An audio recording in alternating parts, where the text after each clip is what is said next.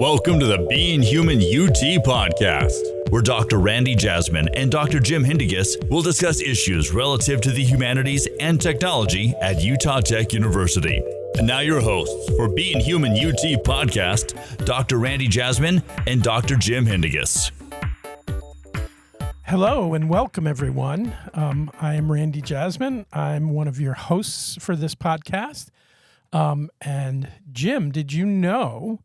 Introduce yourself, but after you introduce yourself, tell me if you knew what number podcast this was for us. Before today, I did not. I didn't think that one through. But you told me. I want to be honest with the listener and say that I know now. Well, when you use the phrase "think that one through," I haven't done it for everyone, but I frequently give myself a written list of things that I want to cover, list of things I want to talk about. And when I'm generating that on my computer, I, of course, print it out because I'm old and I need the hard copy in front of me. But then I also save that document. And so I was saving a couple hours ago and I realized, yep, this is number 25. That is wild. And here's a little bit more trivia. Our first, and again, here's me being old. I was going to put as one of my bullet points, our first episode was uploaded on February 23rd, 2022, but our first episode dropped. We're going in the opposite direction. Okay. We're not uploading, we're dropping. Okay. Our first episode dropped on February 23rd, 2022. So we're closing in on 3 years. 3 years. That is... Are we going to get to the point where I don't think our first episodes were even visual. I think it was just all audio. Yep. And we're going to get to the point where we're going to start seeing our early episodes and we're going to look different. That's right. That's right. You know, as you always see in your favorite shows that 5 seasons in, wow, that's not the person that started this show. Yeah. Well, we do not have a guest today, but we've got some really significant things to talk about. And I'm going to just generally announce that one of the things we're talking about is that the 9th annual Digital Humanities Utah Conference will be held right here on the campus of Utah Tech University, February 21st and 22nd. All of the events are going to be taking place in the Science, Engineering, and Technology building. We've got pretty much a half day of events on Friday. We've got a couple of panels. You and I are doing a roundtable in which we're talking about the evolution of the artificial intelligence discussion based on our podcast episodes. We have 2 past guests, Julie McCown from Southern Utah University and Mike Peterson from right here at Utah Tech, who came on specifically to talk about AI. They'll be joining us.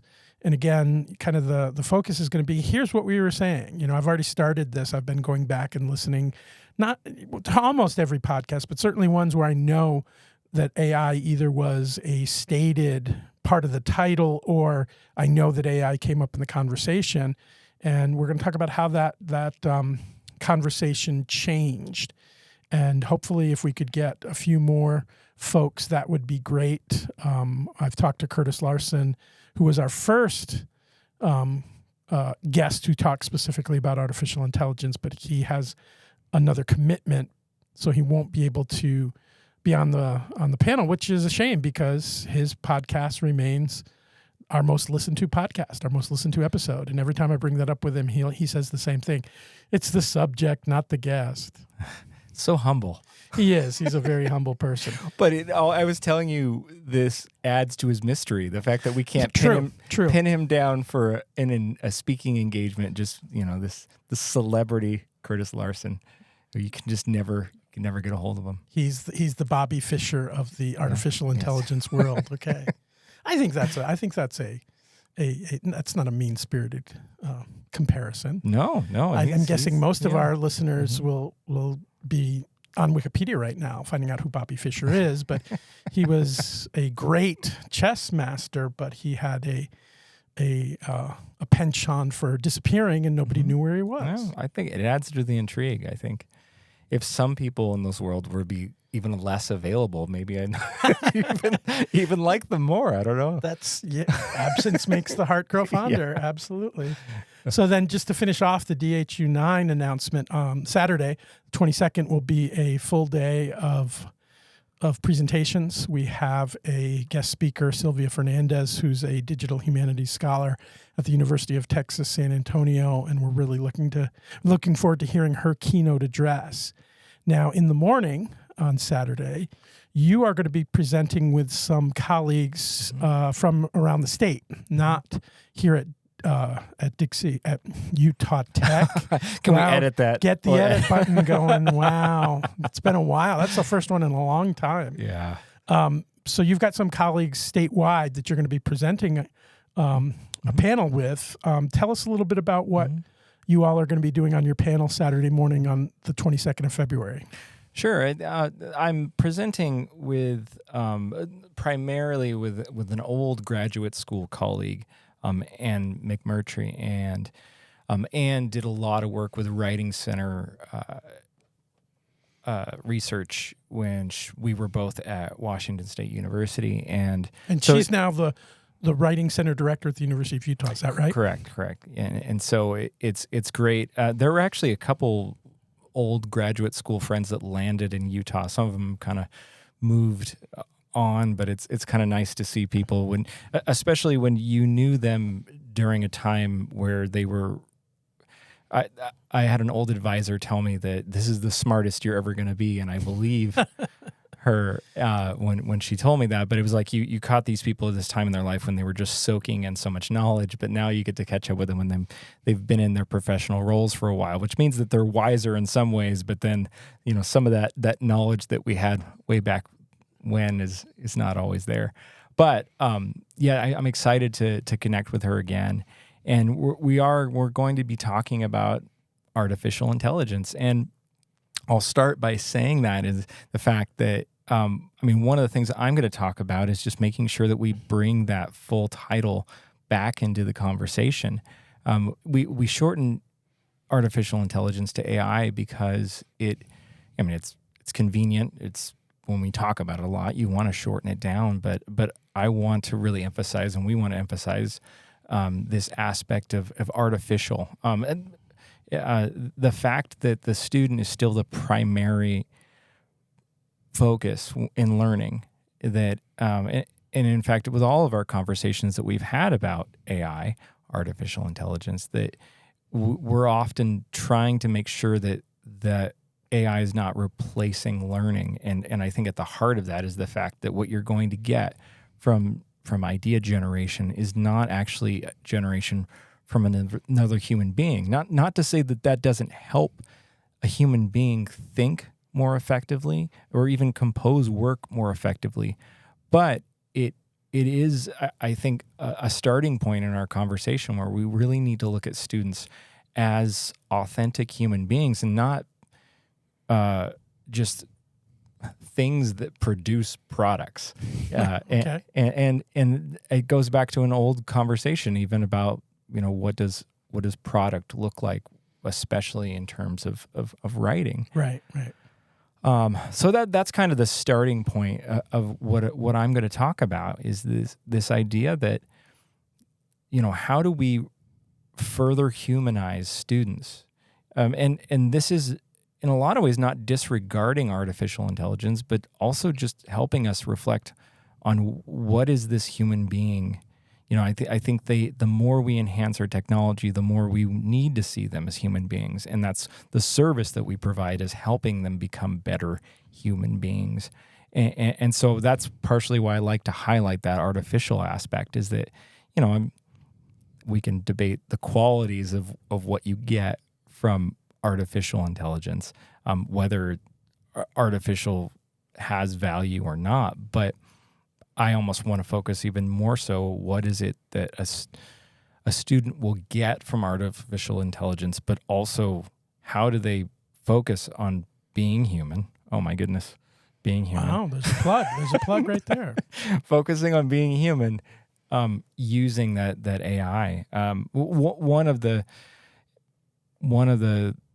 tasks in writing in a writing class that I want to talk about is something that's pretty classic, which is the idea of journaling and bringing that into the classroom even more intentionally. And I know that was part of the early conversations, is having students do in-class writing. But I almost want to take it to another level, almost a psychological level, is I want to make sure that the students are engaging in that straight from the brain onto the page experience, not just for making sure that they're actually doing their work, but that they're actually seeing in action what transferring thought onto the paper is like on a regular basis. So that's there's a couple other things up my sleeve, but that's kind of my starting point is what does journaling look like. And that's mostly about my presentation when with Anne working in writing centers and talking to students about tutoring. I think we often don't think about that, this idea that, yes, we're worried about them composing work in their classroom, in our classroom, but what does it look like with AI when a student brings work to a tutor or someone in the writing center? How does that, we feel betrayed when it feels like they're not doing the work that they're doing. But I mean, I think that betrayal still happens on a tutoring level when a student says, "Can you look over this paper that I didn't write?" Yeah. So there's this kind of negotiation between how, as an instructor, do I create assignments working with AI that also help writing center employees and writing tutors. How can that relationship, still maintain? That's a cohesive relationship between us and the services on campus. Wow, yeah, that's a great... Sorry, that's a lot. No, but that raises some great issues. It's not something that I've really thought about. And I'm someone who has, a history working in writing centers. I worked in a writing center as an undergraduate. I worked in a writing center as a graduate student. And for a couple of years here at this institution, I was the coordinator of the writing center, though the writing center was on a much smaller scale than it is now.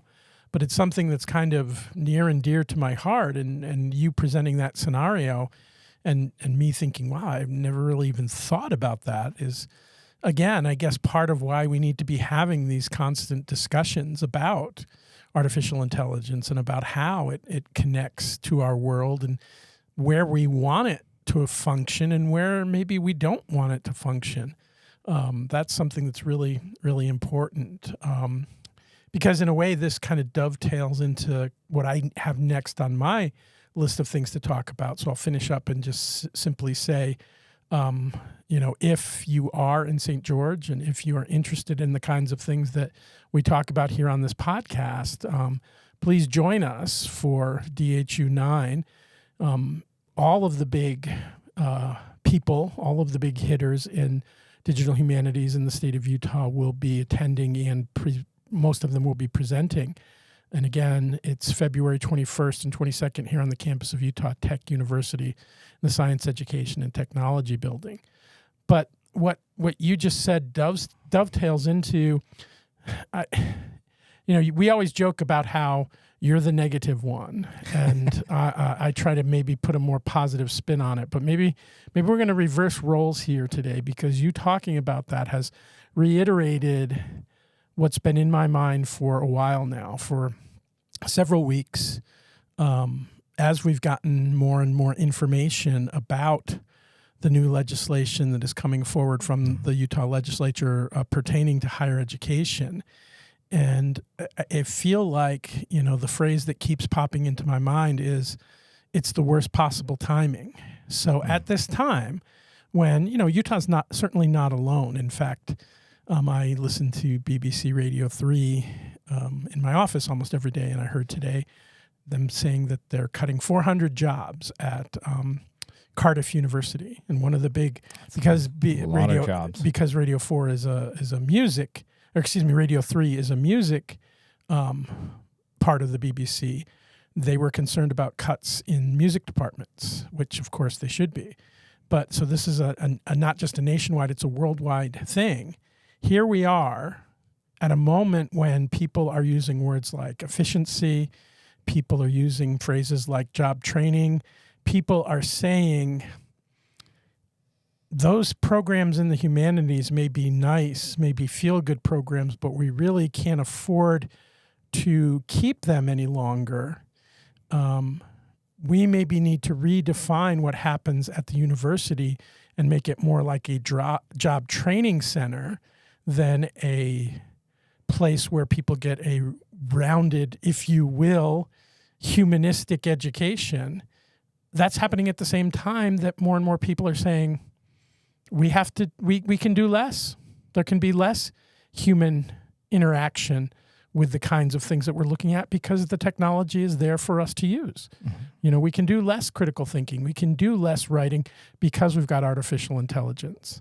And so it seems to me like those things are happening at the exact worst time when you and I and many of our guests have talked about the fact that artificial intelligence, other advancements in technology have to be tools in the hands of human beings, and those same human beings have to be very conscious and very clear of what it is they're trying to use those tools for.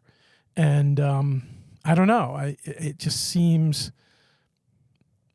worst case scenario. Well, do we really need people teaching writing because we've all got Grammarly and ChatGPT? Mm-hmm. I mean, I don't know if you're expecting me to be optimistic about this. I agree with your negativity. I do. It is always disheartening. And, I thought about a lot of reactions that sort of go against those inclinations about efficiency. This idea of, it's not exactly comparable, but it sometimes feels like when a lot of universities really wanted to shift over to the online education model. Right. This idea that, if we can just, avoid all this classroom space and this wasted, using energy and building, paying for heating, paying for air conditioning. Yeah. When we can just do this online, and also there's so many students that are professionals that they want to do their work on Friday evenings anyways. Yeah. Sounds like a great time to do all your hard work is on Friday night. But out of necessity, a lot of students have to do that. And I kept seeing, yes, there were a lot of people that did want that online education, but a lot of people that didn't. And the main reason was that they wanted to be in front of another person, another human being. And so if you're starting to replace just personnel in general, I see that more and more the reaction tends to be the more you take away that authentic human connection, the more people kind of want. The more the people take that authentic experience, the more that becomes the coveted experience. Right. Right. It kind of, we talked about this earlier. I mean, I think there's a similarity with AI, is that the more AI things out there, the more the authentically created thing becomes more valuable. Right. The more you see AI images out there, the more an actual real image, an image that was taken by a photographer with actual film, becomes more valuable. And I feel that way with teachers, and I haven't gotten into the discipline specific, but that way about teachers, and this idea that I think more and more students are going to desire that one-on-one connection, that classroom connection with an instructor. And I don't think that's even idealized. I think that we're going to see that people are, I hope this is worst case scenario, is that we don't get to this point where these really exclusive, expensive universities are taught by real people. And they're the only ones. Yeah. And then the affordable ones are, I hate to use like a fast food model, but the affordable ones are like when you walk into a fast food restaurant and you order off of a screen, like that'll be the education experience that you get. And, what I mean to say is that I think people will start to see that they're going to be excited about that customer service aspect. Oh man, I know. That's a complicated term. Never mind. Right. But second time we need to use the editing button here. No, but what I mean by that was they're excited about that idea of the sort of face-to-face aspect of service, as opposed to the automated format of service. And then as far as discipline goes, I mean, that's a lot of where my pessimism lies, is the fact that we're going to put value judgments on different disciplines. And, I feel like you go back to all our guests in the past 24 episodes and, many people, I mean, I think of people like Scott Hartley, Sylvester Johnson. I think of people who have been around and are very knowledgeable about economics. And they all say that we need well-rounded employees. Nobody thinks it's a good idea. Well, some people do, but it's not a great idea to just have a very homogenous workforce. Right. That you don't have, at the very least, if you're going to train somebody in a certain field that you think is more valuable, that you give them tools that make them well-rounded. And so, I mean, and we're in a discipline that we've always, even with artificial intelligence and generative AI out there, most disciplines will say we want people that know how to write. Yeah. I think that's absolutely true. And I think that that's something that we hear time and time again. And yet when it comes time for decision making, it seems like those are the voices that you don't really hear. When it comes time for efficiency decisions, you don't hear those kinds of voices. And the other refrain that, I've heard a lot during this debate is this idea of durable skills being so valuable, that the same people who say, we don't know what the workforce is going to look like even 10 years from now. We don't know what the highest paying jobs are going to be 10, 15, 20 years from now. And if you say that, and then at the same time say, but at the same time, we want to move from an institution which really prizes and really values giving you these durable skills like critical thinking, like writing, like organizing your thoughts in persuasive ways, and move it to a more sort of specific job training centered institution, that's going to be a problem. Mm-hmm. And I think you've seen, and I haven't followed it super closely. You have heard some voices up in Salt Lake City kind of balking a little bit about this idea of, well, let's make our institutions more efficient by simply eliminating programs that, one, don't have a lot of students in them, and two, don't automatically push students out into high-paying jobs right away. Mm-hmm. And then all of a sudden, you've got, how many UC institutions are there? 8? All of a sudden, you've got 8 or 9 technical schools. Mm-hmm. That's what you have left. And if we don't know what those jobs are going to look like in the future, that seems, in my mind, a little short-sighted. Mm-hmm. And the stuff that, like you said, we've always known that what we do in the composition classroom, in the writing classroom, in the literature classroom provides a lot of these valuable tools. Why would you want to abandon that at this crucial moment when so much is riding on what we value? So much is riding on us defining very clearly what we value, what we prize, what we think is most important about human beings working with these incredible advancements in technology. Mm-hmm. Well, and I always thought that, what education, I guess in general, but higher education even more specifically, what was important is that we were giving students a foundation so that they're nimble in society, that we're not just giving them a direct pathway to certain fields. Even if you get a degree in something that seems very directional, like if you get a degree in nursing, it makes a lot of sense that you would go into nursing, but having that college degree means that you can pivot, that at the very least you have the credentials to pivot to another field. If we're trying to make higher education so directional that we're trying to eliminate programs that make students think critically or be able to do different or even enact certain skills that are fairly generalized, if you're making it so that they will have to go back and be educated in another way if they want to do another job. I mean, the statistics, and I don't have them right off the bat, but it used to be something pretty drastic or pretty excessive that how often people would change careers. Right. And, that at a certain point in their 30s or 40s or something, if they're a traditional student, they would have changed their career 4 or 5 times, which seems excessive considering, my father's generation. You didn't really change your career. Right. You just kind of retired from whatever job you had. Correct. And so I thought that was the workforce that we're looking at. And as far as I know, that's not changing, that people do pivot in their careers quite easily. And so if we're thinking of this model that we just need to find the programs that are going to get them specific jobs that are going to get them the money, then we're not actually doing them a good service if they actually decide to go to another career.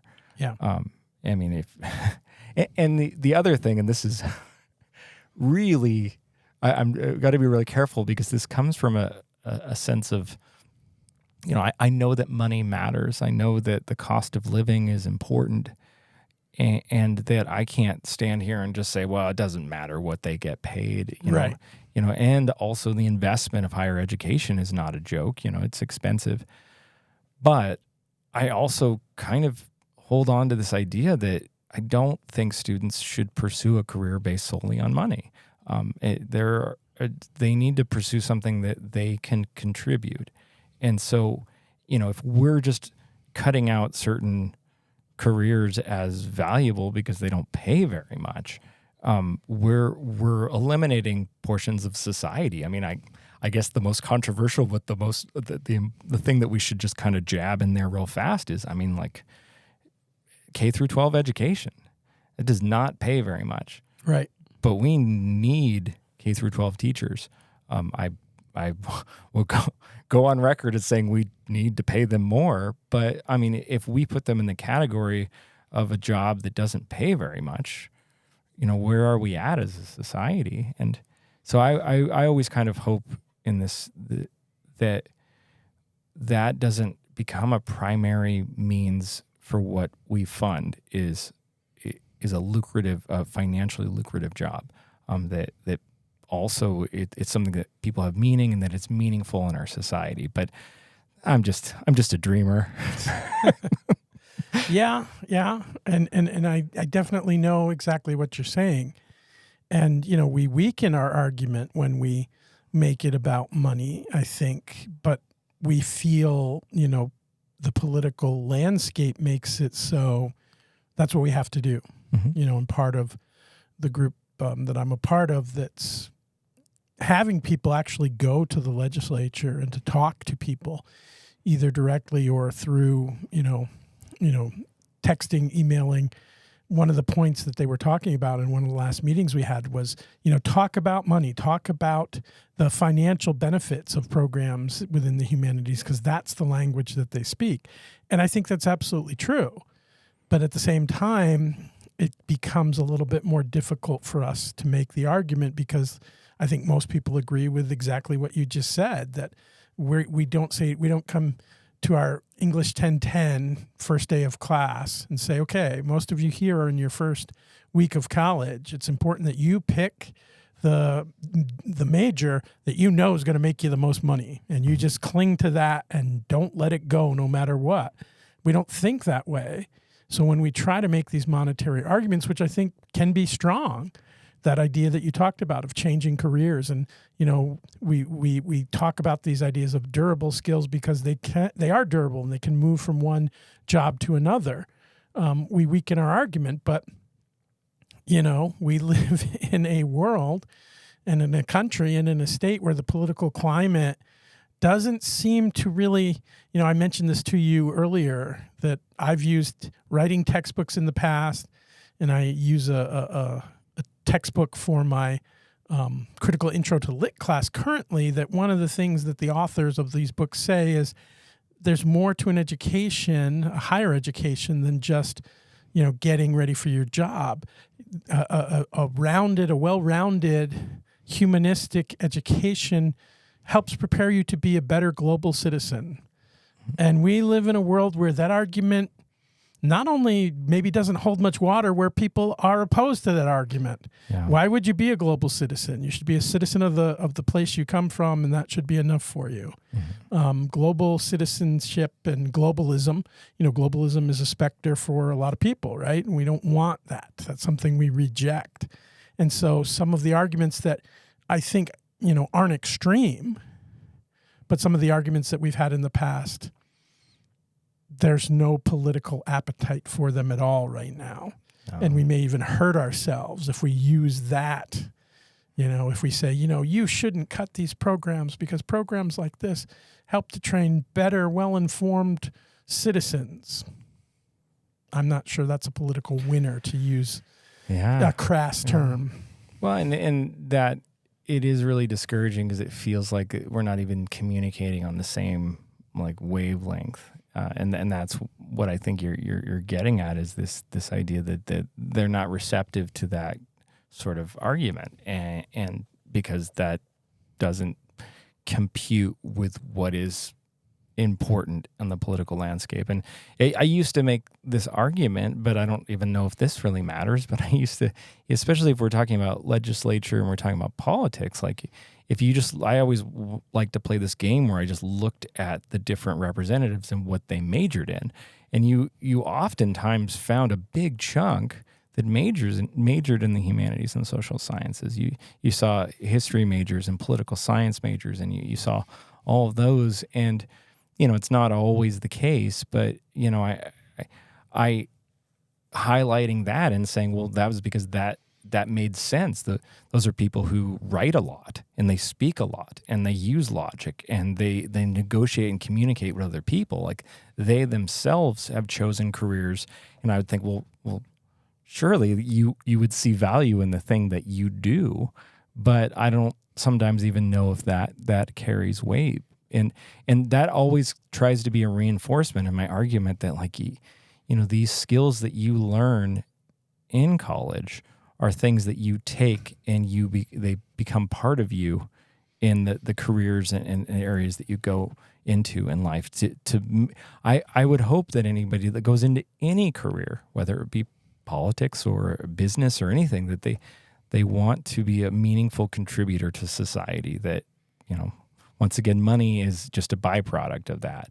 But if, I don't know, I'm using that word discouragement once again to just say that, but if that doesn't translate to people, that they don't see to either legislature, those in the legislature, or represented, or the people that they're representing, if they don't see the value in that sort of contributing to society in a global level, or even, as just a citizen in society,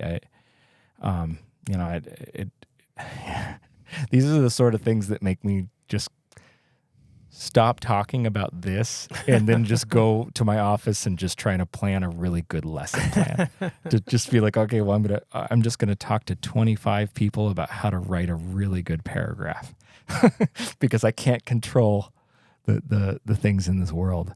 And I don't like to be in that place. I don't like to retreat to the classroom, but for my sanity. But that's kind of where we're at now. Yeah, unfortunately, that often tends to be the case. And, I follow a pattern similar to the one that you suggest, and that is kind of retreat into my work in a way to make it, better, to be an even better instructor of the classes that I teach. Because, I don't know how many times we've talked about this or how many times guests on this show have talked about it. Of course, we've had a number of teachers, specifically teachers of composition over our 3 years of doing episodes. And I think they all feel the way that we do, is that, we think what we teach is very valuable. We think what we teach is transformational in a lot of ways, that if we have composition students in particular who come into our 1010 and 2010 classes, and if they can grab a hold of the kinds of skills that we're trying to teach them and the kinds of research and persuasive procedures we're trying to instill in them, those kinds of things can be transformational in their lives. Because like we've been talking about throughout this episode, they are the kind of people that could be valuable or sought after candidates for a variety of different jobs, not just the ones that they have necessarily the technical training for in higher education. They could be the people who people want in their organization because they can express themselves clearly. They can be persuasive, like you talked about, writing and oral presentation. They can solve problems that, calls upon these very skills that we have helped to give them. But it's, not always the way the human mind works. We've got a classroom where maybe a portion of them think, I'm taking this class because I have to, but I find it boring. And a portion of them think, I already know what I want to go into, and it's not this. Therefore, why can't I start already taking the classes that are in that major that I want to go into? And, we've been fighting that battle for a lot of years to engage those students and to show them how valuable it is. But if that kind of goes away, or if that is lessened, the requirements that students have to learn in these areas where they may not be going into professionally in the long run, that experience is going to be less valuable to them, and less valuable in clearly monetary ways. But again, that seems kind of crass to say, do well in 1010 and 2010 and you're going to make more money in your career. Do I have the data that shows that? No. Would I form a hypothesis to say that that's true? Yes. But at the same time, I'm not sure. I think I'm in the minority of people who think that way. I'm in the minority of people who get really excited about English 1010 and 2010, at least when we're talking to, say, people who make monetary decisions for higher education, and certainly if we're talking about students who are sitting in the classroom. Yeah, it's okay. I mean, I think I'm in the same boat. I mean, I've always kind of tell people the fact that I'm exhausted, but I get kind of excited to grade papers, at least the first few. It means that I'm in the right place, because I don't think a majority of people get that excited about writing papers or grading them. But what you said made me think of an experience I just had, and hopefully I was thinking through. Hopefully this is relevant, but if it's not, you get a good story.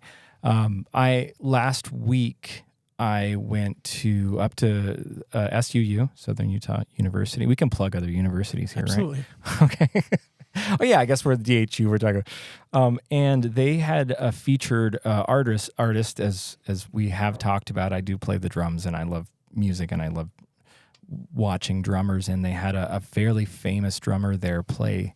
His name was Mark Juliana, and he. His kind of claim to fame is that, he's played with a lot of artists. Currently, he plays with an artist called St. Vincent, which some people know and some people don't. But he was the drummer for the last record that David Bowie recorded. Wow. In fact, I think Bowie was actually in his stages of cancer recording it. He was only a few months away from passing away when he was recording it. But yeah, so that's kind of the big reason. But mostly people who are not drummers don't know who he is. He was up there, and it was great because it was a kind of a Q&A with him where he talked about his musical process, and then he did a presentation. He does an album. In fact, he has a Grammy-nominated album right now, and so he did it. It was just kind of a one-man show. He plays drums. He has kind of keyboard tracks that he plays over his drums, and he also plays the piano. And so here I am, someone who enjoys drumming, but I also teach English for a living, and I just went as a spectator. and just to enjoy someone who's playing their craft. And in that moment, when I was enjoying this concert, like a lot of people enjoy musical concerts, it was just sort of this transcendent experience where I was able to enjoy art in all of its forms. I was sort of able to move away from all my present concerns to just be present in that art. And it also kind of triggered a lot of, in a good way, a lot of creative aspects to myself. Like I was listening and I was thinking how not only this could make me a better drummer, but also a better communicator and teacher, because I thought if I'm able to listen and take in what he's sharing musically, I think becoming a better listener is only going to make me a better teacher and also a better person, a friend, whoever. I walked away from that concert, or that feeling like I am a more enriched person because I experienced that. And when I think about stuff like that becoming not valuable to our society, to people saying, you know what, like, why are we wasting money with artists, wasting money with programs like music? And we need to filter that money into something that's more valuable or more important. Whereas I was someone that I imagine everybody that was there at that concert really, they were able to get an experience out of that they could have either explained or not explained, but it was a very human, meaningful experience. That's because I'm an English teacher. I will try to explain the things that I got out of it, like made me a good listener. It created it gave me creative impulses that were derived from a human experience and not artificial intelligence. So he didn't go up there and just type in play concert by Mark Juliana and then the computer generated. He actually played. Play concert in the style of techno pop. Yeah. Yeah. And so when I think about that experience that I had in a field that I'm not technically, and I'm interested in music, but I'm not I'm major, and I won't be teaching for the music program anytime soon. I think about how something like that is so important for the thinking process, for human experience, for just pausing and being present. I think about how a lot of businesses are, like Google's famous for having all these sort of play areas in their whatever building, their corporate headquarters. Just for employee well-being. Right. I just think about, like, that is just one of those examples where on paper you would think that's not important, not efficient. That's not, and yet I got more out of that experience in that concert than I've gotten out of, I hate to say it, but like some like types of presentations and conferences. It was really important for me as a human being to have that experience, and I also, that even kind of leads me to just one side thing is it goes back to what you were talking about before about not being able to anticipate. Music might be something that we would think is not efficient and then should be cut. And yet, musical artists make a lot of money. Some of them make very little, but some of them, and the musical production and all that kind of stuff, is not considered a lucrative career. But yet, I guess what I'm getting at is that because it's associated with something like the arts, people just don't know how to quantify that. They just feel like, well, it's just a lot easier to say, like, we need to graduate people in accounting or something like that. Right. In higher paying fields. So I don't know if that story was relevant, but I thought about it because it was important to me that it makes me grieve that something like that you would get as a college student. By the way, it was free, that the university paid for it. And I did look into, he was doing a similar concert in Los Angeles. I told some friends about it. And I mean, it wasn't a ton of these days, especially if it's under $100, then, right. then it's affordable. But I mean, this was a free concert that was provided by the School of Music up there. And I just thought that's the sort of thing that we need to make sure that we keep alive. And I'm always afraid that that's the sort of thing that's where we're gonna, that's where we're gonna cut. Yeah, that's a fear that we have to live with. Well, I've really enjoyed this conversation, and have you enjoyed it? I have, and one of the reasons why I've enjoyed it is because it kind of stresses the things that we've talked about through the run of these podcasts, and that is the importance of the human contribution to all of this. And when we deal with technology, and it's great that we can sit here and that we can put this podcast together and we can put it online and that people could listen to it if they choose. If you go to Podbean and look at our numbers, you realize that we don't get a ton of people listening and engaging, but that possibility is there to have this conversation and have others kind of listen to and share in that conversation.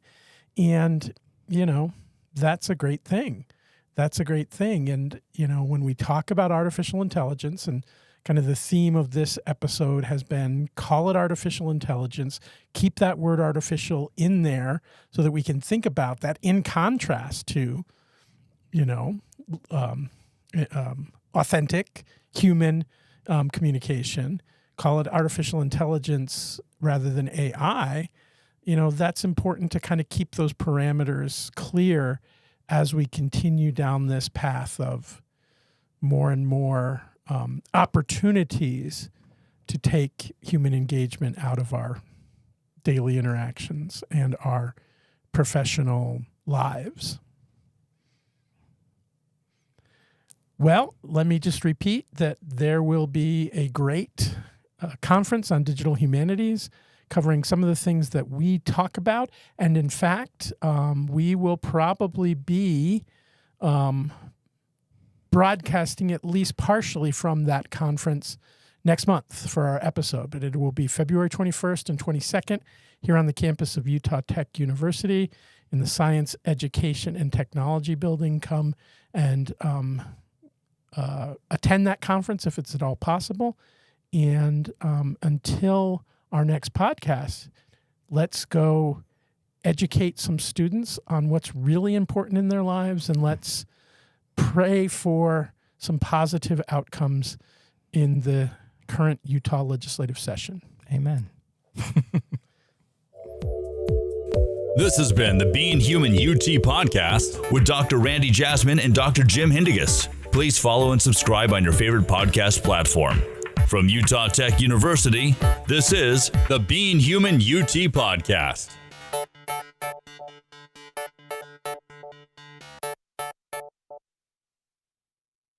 This has been a production from A Podcast Studio.